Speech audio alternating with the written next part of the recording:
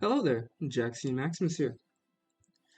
Just going to open up with a brand new game, German Reich. I will make this a lot more beginner friendly. Um, yeah, that's just it really. Gonna start off German Reich. No, Germany, yeah. First things first, I'm going to sort out. I usually like to do it in this order. Research slots, already started with electronical engineering. Also, this will be beginner friendly. However, I do have a mod on. This mod doesn't change too much things from the base game. I don't have the buildings mod from the earlier videos if you are coming in from that, but this is still the same mod that I absolutely love that gives you expanded tech tree basically. It's basically just expanded tech tree.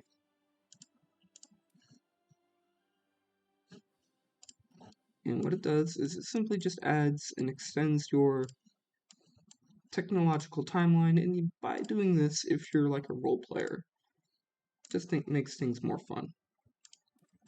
I didn't want to do Great Britain. Great Britain doesn't typically have a large industry, in my experience, and it's not really fun. Like, what are you gonna do? You gonna stop Germany before they invade?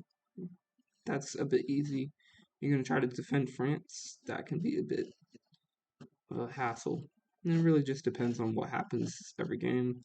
Whereas if you play like the Axis powers, it's a bit more fun and engaging because you kind of have to prepare and you're always like fighting and engaged or preparing to fight. So anyways, the intro here. First things first, what we're going to do is we're going to sort out our technology. What you always want to at least do, even if you're not going to really go into radios because you don't have a lot of industry to build your radio towers, you always want to make sure you do computing. Like even if you don't need these fire control systems, which are only for naval players really, if you're going to be building big navies, you still want to make sure you have good computing because computing makes sure that you actually can research things within a reasonable amount of time. Generally, this panel though, you're not going to be doing too much with it. Just going to make sure you have your most modern computers that you can have.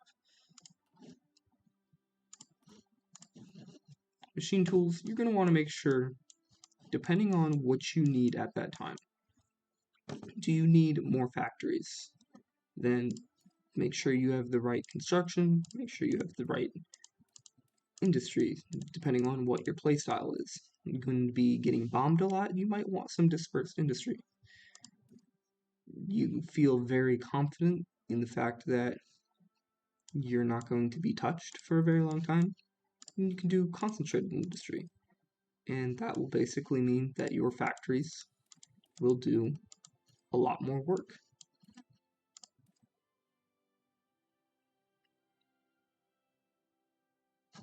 So yeah. But yeah, first things first, at least make sure you have basic machine tools and construction 1. Otherwise, your game will be very slow. Your early game and definitely your late game. But that's what you're gonna want to start off with. It's like always. Then you're gonna want to figure out what's your playstyle gonna be. What are you going to be doing with this session? What we're going to be doing is going against Poland, Czechoslovakia, and Austria. And something that all 3 of these have in common, really, is besides being in like middle in the eastern version portions of Europe, they don't have large air forces, typically speaking. They don't typically have large air forces, from what I know. Yeah, barely have a few hundred. Don't even have 100 here. We have almost 1,000. They have almost 1,000. They have more than 1,000, more than likely. So really, they're not going to have an air force to combat you with. You're just going to want to not really have to focus on the Air Force, but you also have the ability to capitalize on that and make bombers. Something they don't also have is obviously navies. Poland might have small navy. Yeah, small navy. Our navy will beat them in just pure numbers, even if they have better technology, but they don't even have better technology from what I know.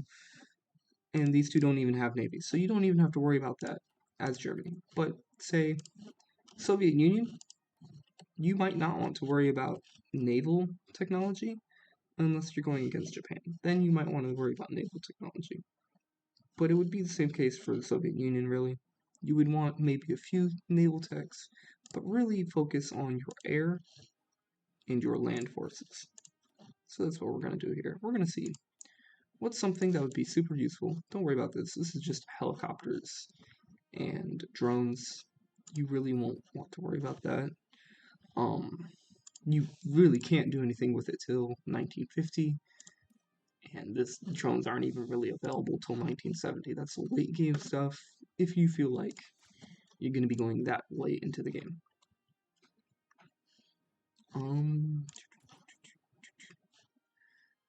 Since we can capitalize on it, I might do bombers, but I might want to take advantage of the window of opportunity. And instead of doing bombers, just focus on being able to have capable planes rather than more planes, I should say. And then we're going to go into our infantry, and we're going to see what do the infantry need. I'm not going to worry about tanks too much. They're not very industrialized. They don't have a lot of tanks. You can really just deal with anti-tank cannons, and we don't have anti-tank cannons.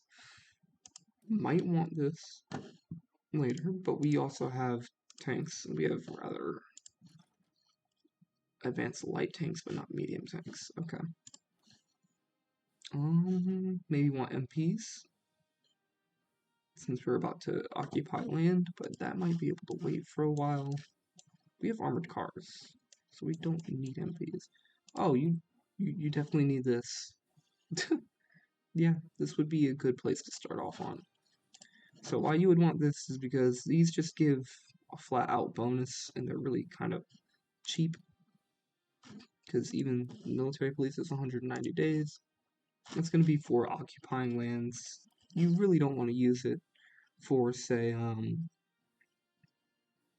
in your units, unless you're like role playing, like, oh, the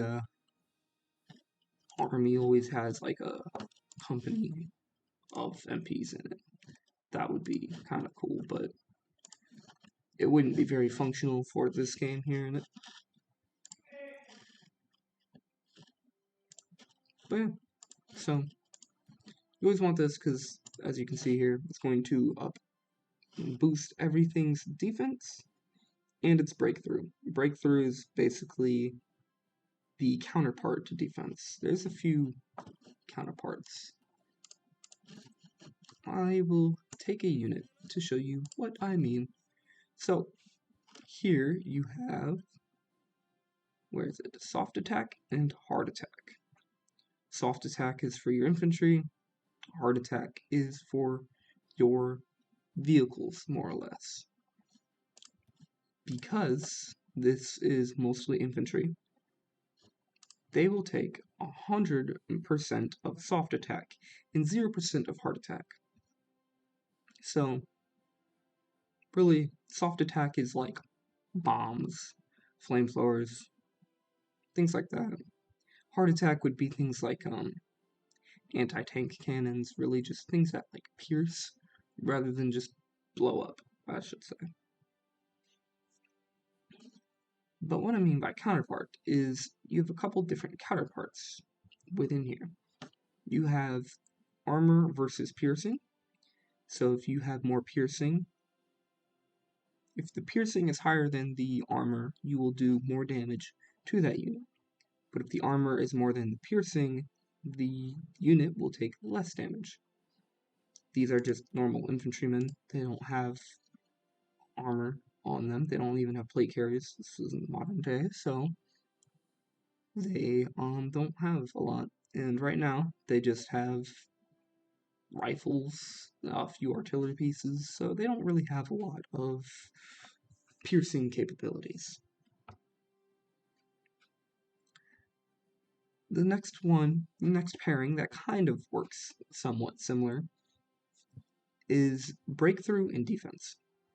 Defense basically says, here it's kind of weird, it says how many enemy attacks a unit can attempt to avoid, which is weird, but really it's just how well can the unit hold, how like sticky is a unit, basically. If this unit is attacked, is it just going to be wiped away by something, or will it hold its ground and will it stay there?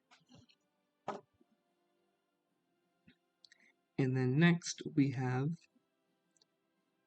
breakthrough.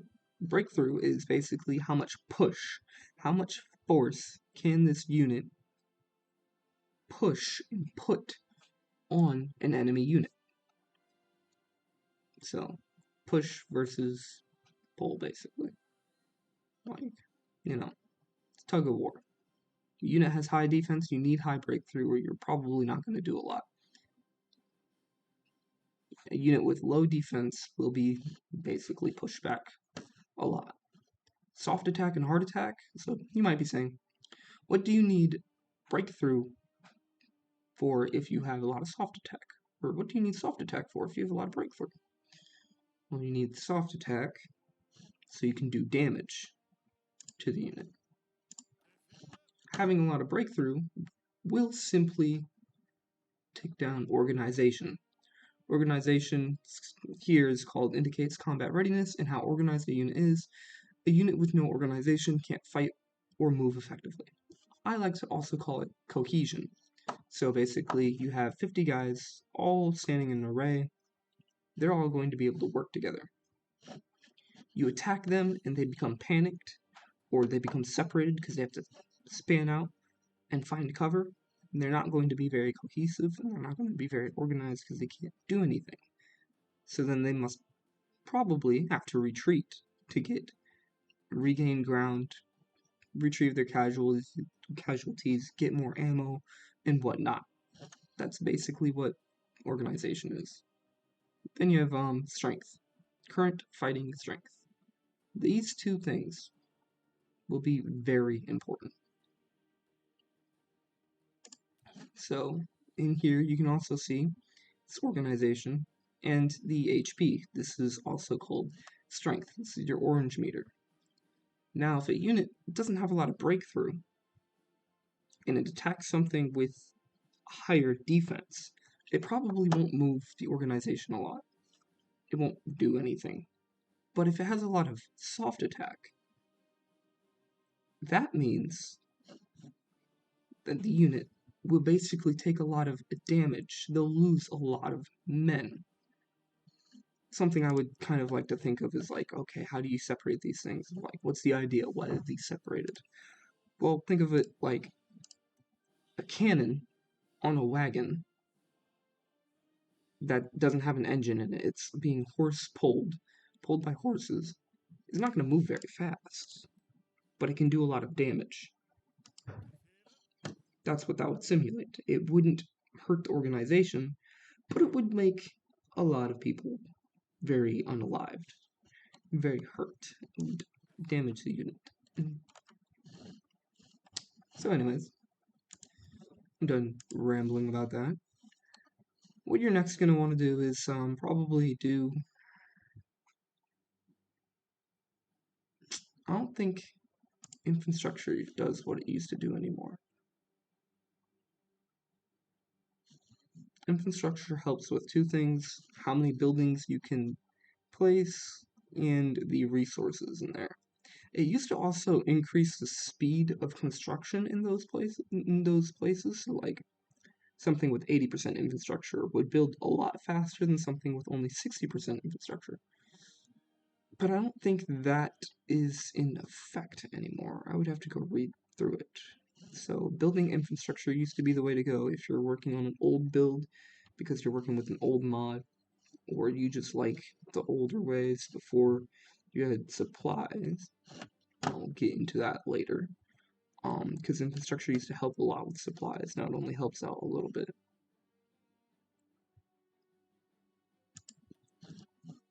But basically now the only way to build faster is really just technologies and industry. What you're going to want to do is want to build a substantial industry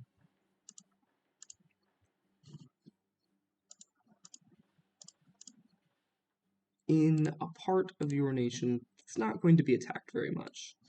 Being Germany, probably going to stick with the fascists, might go monarchist, I don't know. You're probably going to be going up against the UK and France and the Soviet Union. You don't really want too much on the east or too much in like the Rhinelands.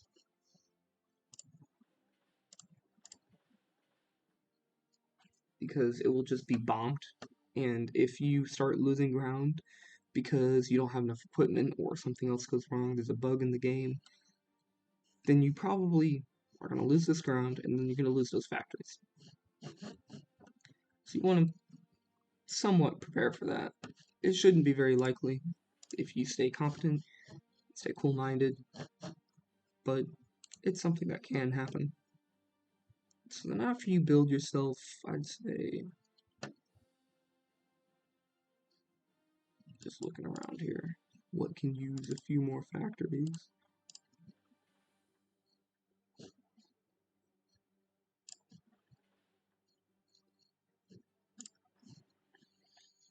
A good 30 or so industrial civilian factories.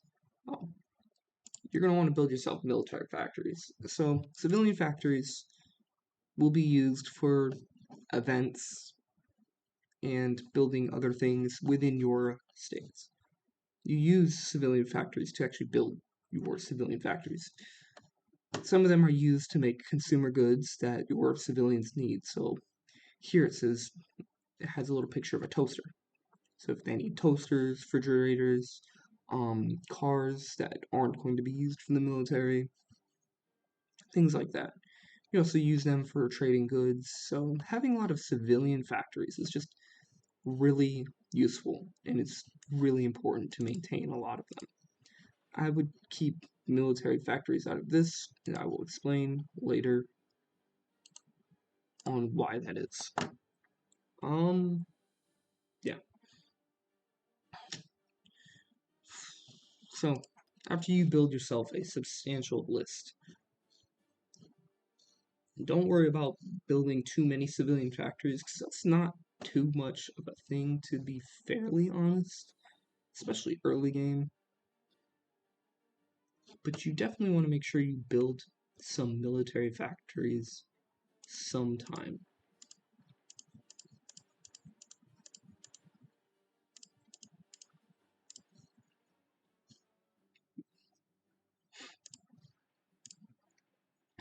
Okay. So, yeah, and build through these. Yeah. So, civilian factories will produce civilian goods, really useful. They'll do various things. Super important. Blah, blah, blah. Where you use them will be in your production tab. You will have a UI. Your HUD will say things like how vulnerable they are, efficiency, growth, retention, but production efficiency. That is indicated by this bar right here, and this just basically says how good are your factories at making this piece of equipment. So, do you have a bunch of people who don't know what they're doing? Are they looking at this stuff and it's like, I think this goes here? Or are they all like, alright, this goes here, or are they all machines where they're like pumping stuff out? So, this is your list, you'll see what you're producing. You have dockyards. These are basically places where you build your ship. I wouldn't worry too much about that. Your ships aren't too important as Germany, Nazi, or normal Germany. Having a few will help. Building a lot will just waste your time, honestly. Let me see.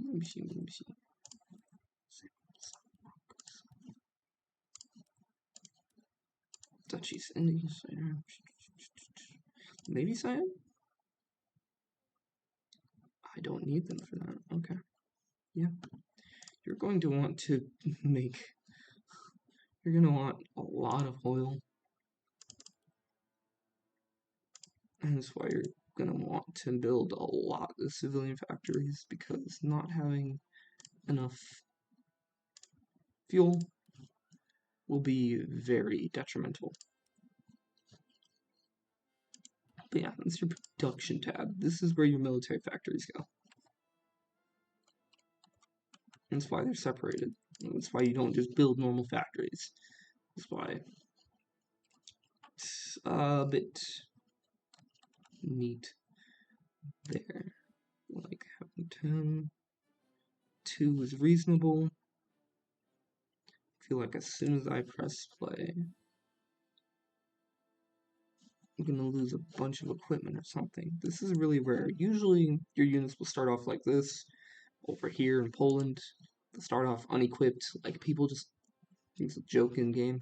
People just like forget where they put their guns. The US starts off like this too. They just don't have their equipment, which is not really super historically accurate, especially so with most of the powers over here. With the Soviet Union is a different story, but with places like Poland, I'm pretty sure the supplies were not that bad before the war began. Afterwards, is of course a completely different story. So free military factories. All right, let's get this sorted out. I like to usually only look at one of these things at once. So what do I need? I need infantry, light equipment.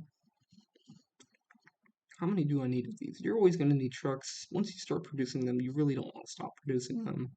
But they're not going to be super important early game. Like, no matter what. Early game, don't worry too much about them. I want more tanks. I want to produce different types of tanks. It's a heavy tank. I don't have medium tanks yet. Darn. Why don't I have medium tanks? I should have medium tanks. I do have medium tanks. I just don't have a medium tank chassis. Budge. Alright, well then. Improved light tank. I don't need a basic light tank. I don't need interwar light tank. I don't need interwar heavy tank because I have a basic heavy tank.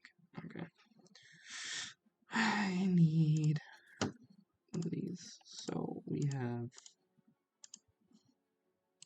a bunch of medium tanks. What? That's not a medium tank. That is an AA platform. Same with this. Oh, okay, I get it now. That's an SPG. These are not medium tanks. Yeah. A few of these are actually medium tanks. But they're all pretty neat. I like them. So let's see. I will probably stick with this one here. Make a new one, but we don't have. In order to make a tank, I won't worry too much about it now. But in order to make a tank, what I would probably do, you need something called Army experience. There's 3 different types of experience: Navy experience, air experience, that are a thing too. Basically, know-how and resources that can be allocated to making new knowledge is what that simulates. Does it simulate it well? Not really, because there's a cap on how much experience you can have. I have a mod that caps it out at 20,000. I thought it was only 2,000. Well, anyways, it caps it out at 20,000, but it typically is only going to be capped out at 500, and 500 seems like a good number. Back when HOI4 was originally out with like Man the Guns update, it was really, really bad just to only have 500 experience, at least for the air, because you couldn't make no new airplanes. It becomes difficult to make a bunch of tanks, because say you have to make a whole new anti-tank platform, a whole new medium tank platform. It was just messy and it was not very good. Planes were expensive to upgrade. It's not very, it works now. Before, it hardly ever worked. So I still have free, I have 8 that are free. Because I have a lot of stuff waiting. Ooh, what am I going to want to build? Because we're about to be at war. What does the HE11 do? What do you do? What do you do? You're just a tactical bomber. That's okay. Close air support. Airframe. What you're going to do is probably just get rid of anything that is outdated. You'll know because you have interwar, and then you'll have basic, and then you'll have like improved and advanced. Interwar you can usually get rid of as soon as you have something better. Yeah. Interwar large, we don't have anything else that's large. Everything else is basic. It's okay. Alright. Interwar close air support? Why do I have an interwar close air support? Why is that still a thing right now? Get rid of it. Get it out of my face. So let's see everything that you've put out of date, and things that used to be produced but aren't going to be produced anymore, blah blah blah. Let me see. What do I want to do? I can't update any of the designs, so I'm about to be at war with 3 powers that don't have a lot of planes, but I want to make sure that I have good enough planes. So I'll put these 2 there. Again, as somebody like Germany, or somebody that just doesn't have a lot of access to rubber, be wary of putting a lot of factories on something that doesn't have a lot of resources. One factory that is fully, or 2 factories that are getting all of their resources will produce way more than 5 factories that don't have all of their resources. That being said, if you have 10 factories that don't have all the resources, they will outproduce 1 or 2 factories with full resources. But don't be a glutton with it. Thoughtful, mindful. Let's hurry up that process. And I'd say the rest can just go towards guns, because guns will be always important. So trade. We will eventually get our rubber sooner or later. What's next? Equipment production. What are we missing? Excuse me? Oh. 2 different types of planes. I don't care about them. They're not important to me. National focus. Alright. National focus. Shoot. I might go for the Kaiser. The Kaiser. We need the Kaiser. I kind of want to do Anschluss, though. Can always do Anschluss.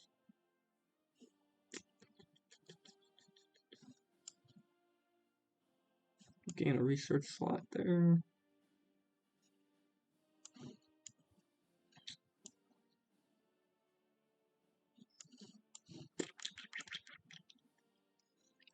What is it that I want to do?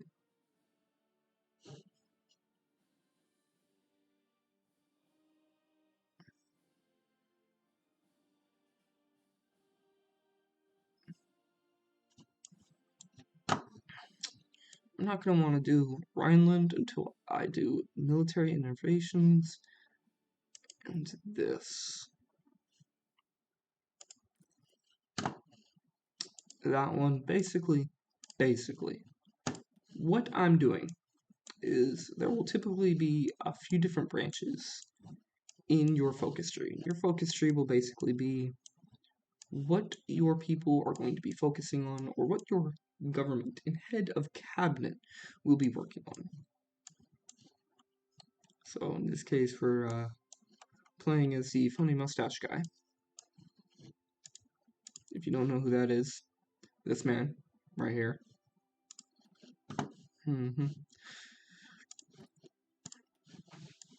And what we're going to be instituting is something part of the industry tree.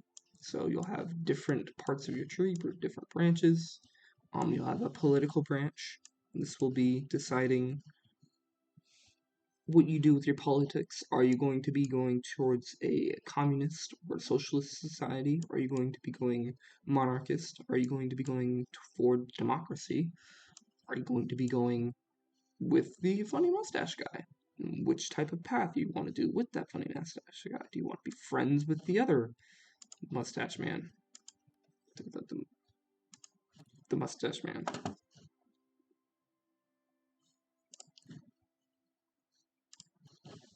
Or do you just want to try to go kill the world?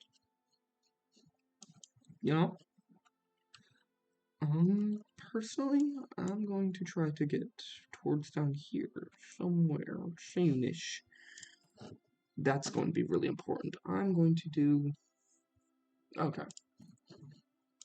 That rubber focus just reminded me. So, as Germany and actually a lot of countries, you're not going to have a lot of access to oil, and you're going to need to refine it. When you refine it, you'll have synthetic refineries, and what you're going to have to do with these is make sure you always have the updated text to make sure you get your rubber and your oil.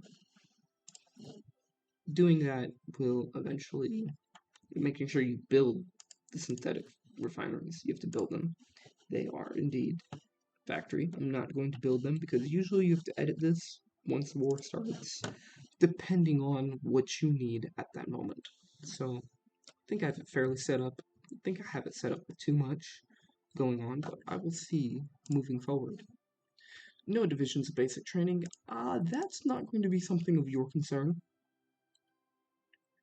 early game because you'll be able to tell via the logistics tab. The logistics tab basically tells you what equipment you have on hand and what equipment you are using and what you need.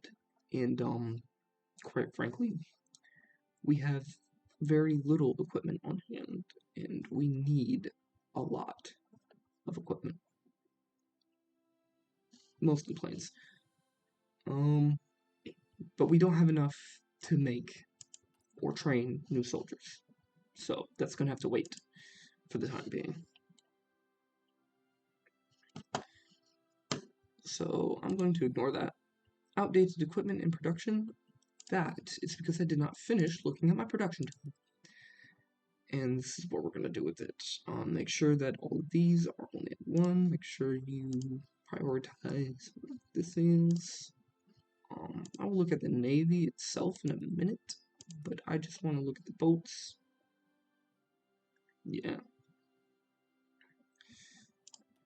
we're just gonna do one of each of these just to see like what's going on with them.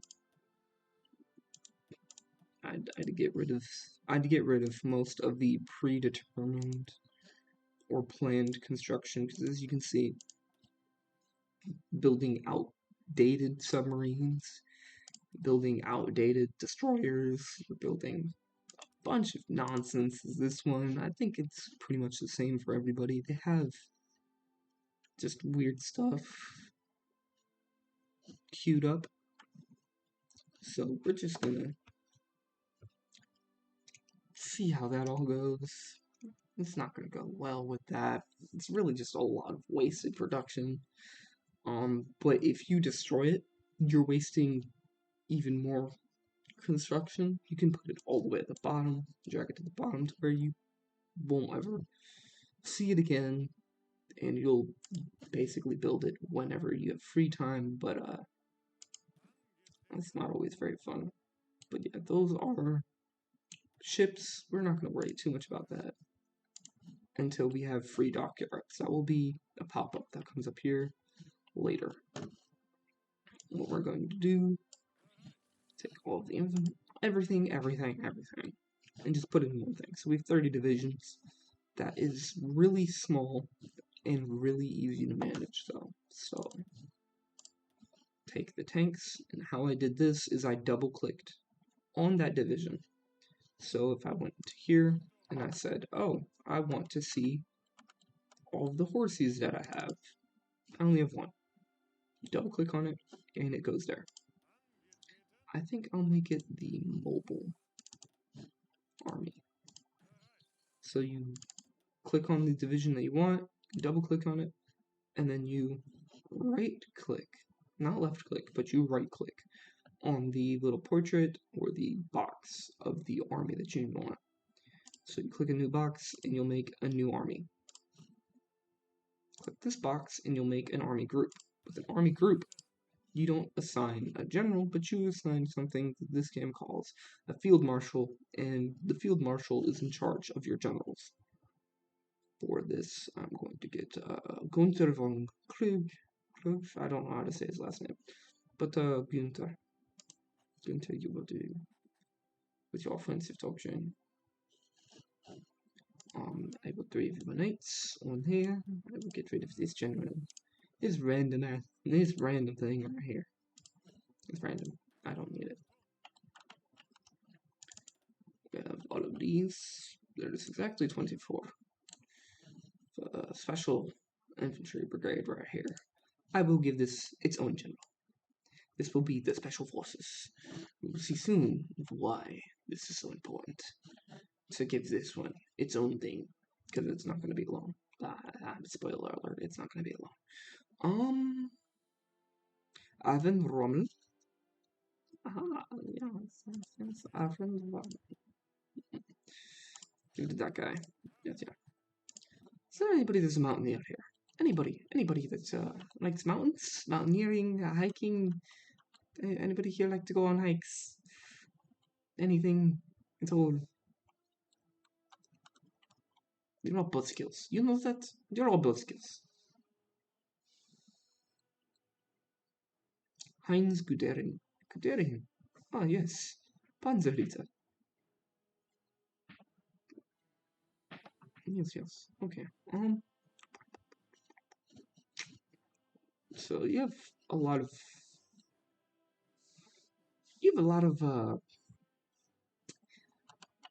options with the Germans. Old God, maximum entrenchments. I'll give them somebody a little time to attack. So what you got in this list? This list is basically everybody you have available. You can click this and it will filter through what they want. So do I want the most defense? Do I want the least defensive? Do I want the most maneuverable, least maneuverable? This will make them move faster. This will decide how many supplies they're using. This will be looking through who's going to be doing the most attack. Oh, planning. It does planning. Okay, I guess. But yeah, this will decide supplies. Do I want somebody that can field a large army in a difficult situation?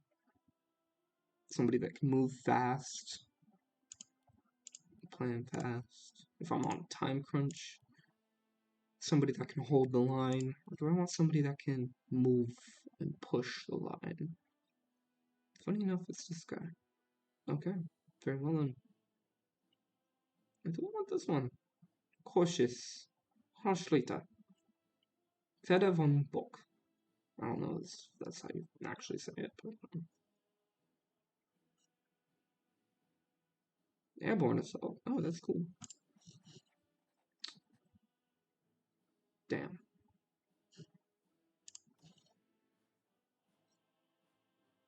I'll put him with this one. See, in peacetime, you can freely change about your generals, but once war starts, you can't freely change through your generals, so be mindful of it, because this is what will happen. But yeah. You threats. Oh, you have threats. Let me see here. What do you have? Reinforcement rate, recovery rate. I personally would probably. Oh, I don't have enough command power. This is a generic currency that you build up and use over time. I don't entirely like it, but it's something that you use and you need to know about. So what else? Insufficient resources, already solved that by trading my rubber, which will be going here any minute, sooner rather than later. Decisions that are available. Cancel lethal bills. Lethal bills. I forget what this does. I don't know what to do with it, but I don't really care about it.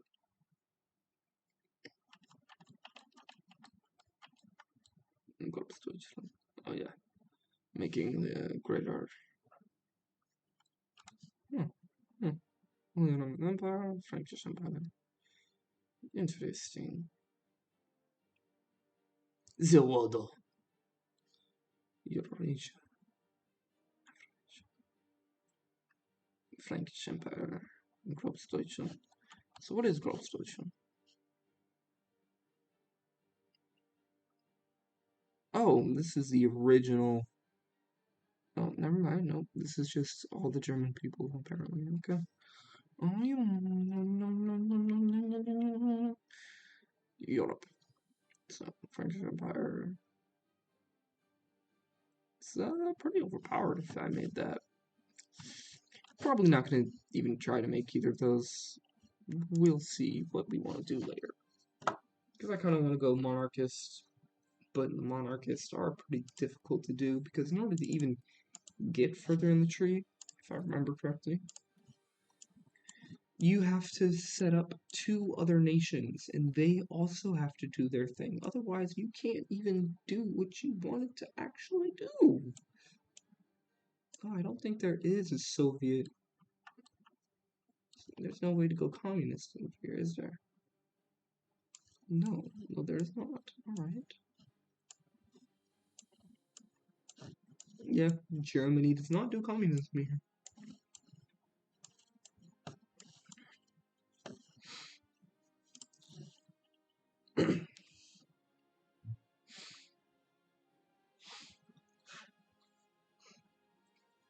Now we wait.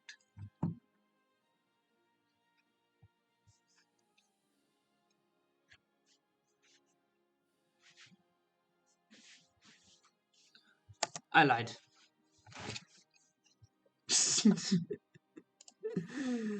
I set up the army, but I forgot there's like 2 other really important branches, you know? It's not very smart of me. So let's take everybody here. Only 10 days went by, so it's not too bad. I don't need to worry about you. You're the only ones there. You will just start training.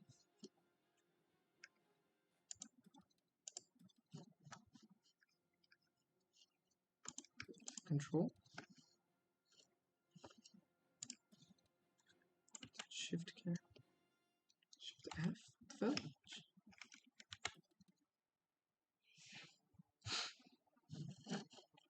Okay, whatever, I guess.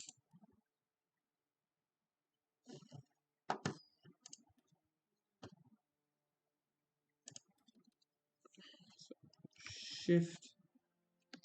shift, click. No, this one? No, it just doesn't. Alright, well then. If you shift click this one.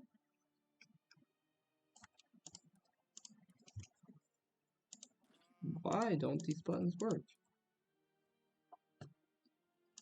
Oh.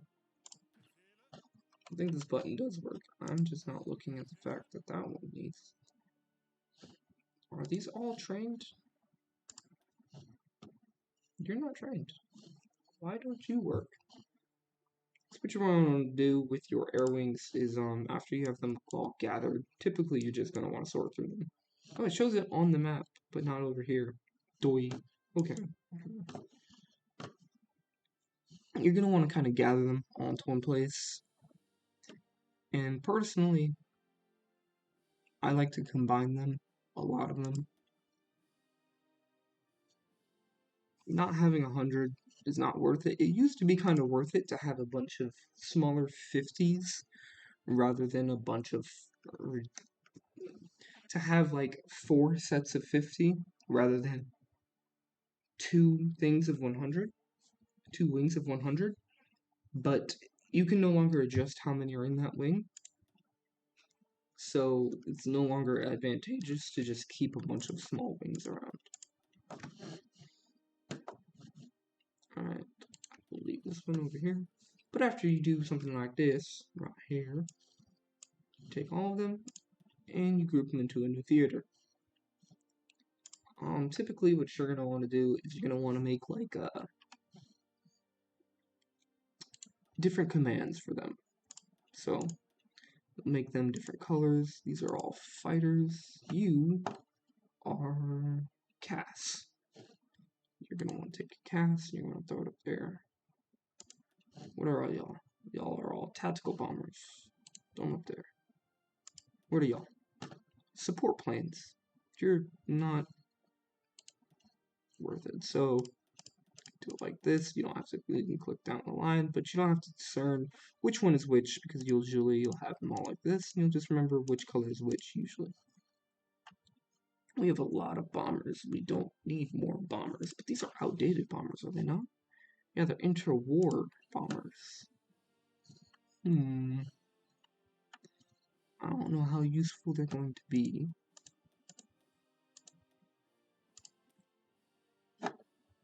But we'll still use them, I guess. These are not going to be useful at all, except for supply right now. Supply will be very, very important. So this is just Cass. These guys drop bombs and stuff. They're cool. I need more of them. These are naval bombers. You're not going to be using... Well, no, you're going to be using naval bombers, but you're never going to be using... What's it called? Carrier planes. If you use them as Germany, you're playing really late into the game, or you're just really wasting your time. Naval bombers are somewhat useful, but really don't prioritize them until you have a lot of factories and that you can like just play around with, really. Because naval bombers are really good at killing boats. They get rid of boats. These are not good naval bombers. What the flip? Oh. Okay. Yeah. They are good naval bombers. I just didn't know what they were doing. Alright. So, fighter wings, 5 tactical bombers, random planes. Honestly, you're better off throwing them somewhere they're not going to take up too much space. You have Cass, I think. Yeah, Cass. They're all going to be very important, but with the whole theater, it's just going to want to do the same thing, really. And how you can tell, because it's not showing up here for some weird reason, is that well, it shows up on there. It doesn't show up here. It's supposed to show up here, but it doesn't. It'll show up right there. So why is the little mark important? If you just do it like this, without that mark, this plane will just infinitely train. And that's a problem because training has accidents. And that means people die and you lose planes. That's pretty expensive, especially early game. So you make sure it's unclicked, or you might be able to. No. Okay, make sure it's unclicked. You hold down shift, your left shift, and then you click on it. You can also do K. K will make it train, and then shift K will make it train. And then once, what this red mark means, and what it does, it's special, is once it gets to a particular level, once it gets to a trained level to where it can no longer gain experience from training, and it can only gain experience from combat, it will stop training. Without doing that shift, it will just continue training, even if it doesn't actually gain any experience, and it will just lose manpower and equipment, which is quite annoying indeed. Alright, that's done. These guys are gonna just stand around for a minute. I don't know why they all start off really trained. These should all be, well, most of them should actually only be like halfway trained, but that's okay. Because I don't know what I'm going to do with all these. These can all just stay there. Unfulfilled report for oil from Romania. Because Romania doesn't want to give me any oil. Alright, well then. We're only going to do 0 to them.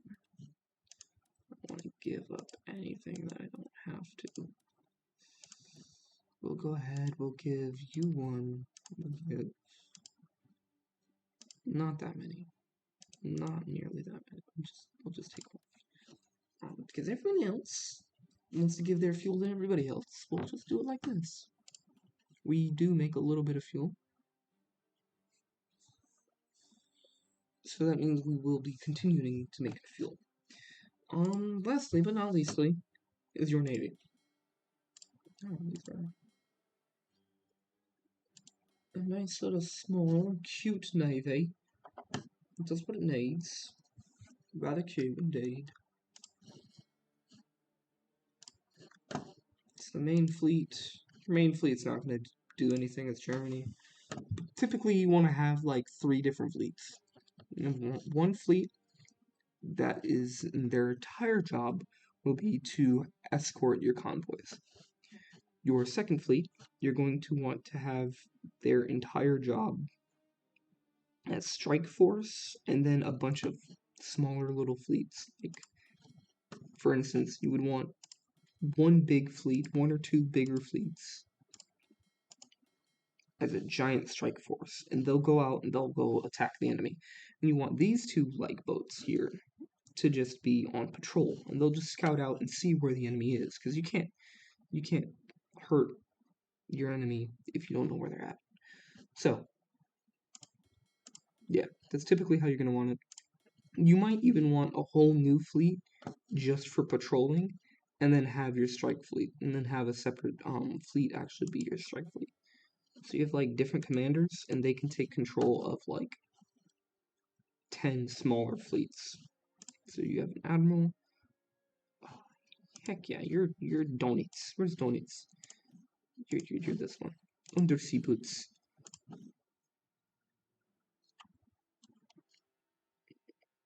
Tactician. I don't want them to retreat that much. Bold. I like that. Craven. Yeah. So who's going to be able to do defense? You. Positioning. Honestly,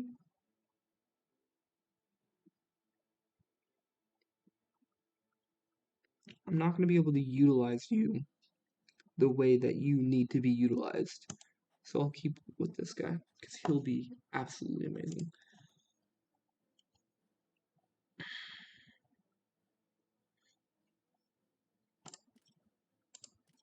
I can't do that yet.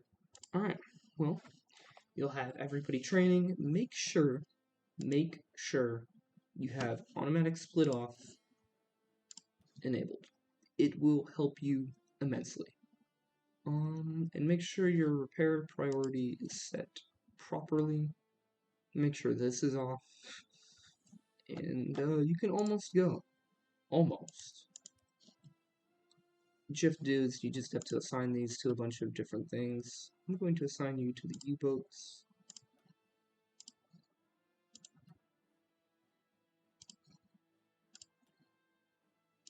Way they're even. Which one do I want to show to? Your destroyers, right? Yeah, go help those 2 in whatever they're gonna do. Y'all 2 are also going to go to here.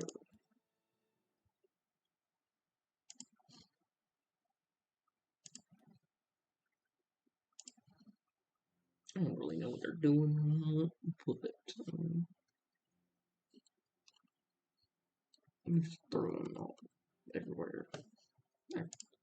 Everything, everywhere, all at once. Alright. There we go. I'm running this on a laptop, so don't judge me too much. Right now it's going pretty fast, but it's going to start slogging at about 42. Yep, now we're losing oil. That's why I had a bunch of oil traded in. Because it was very important that I got some of it. You typically don't want to help out the US, but it can't really be helped early game because you really don't want to be helping out the Soviet Union. If you don't attack them, they will attack you. It's just kind of how it works for them.